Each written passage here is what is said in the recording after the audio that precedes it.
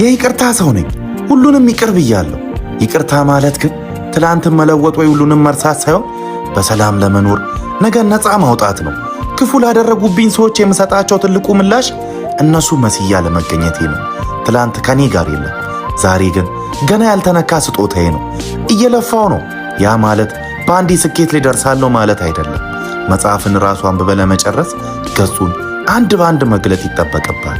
ለሰዎች ስሜት እጨነቃለሁ፣ ምክንያቱም የሰው ልብ ለመስበር ደቂቃዎች በቂ ናቸው። ለመጠገን ግን ዓመታት አይበቁም። ተናግሬ አይደለም አስበው፣ አስቤ ነው የምናገረው። ክብር ያለው ሕይወት ላይ የሚገኘው በመተናነስ ውስጥ ነው። ማንም ምንም ያስባል፣ እሱ የኔ ጉዳይ አይደለም። ሰዎችን ባላቸው ነገር ሳይሆን በሰውነታቸው ብቻ የሚገባቸውን ክብር እሰጣቸዋለሁ። ለዛም ነው ሰላም ያለው ሕይወት የምኖረው። ወዳቸዋለሁ።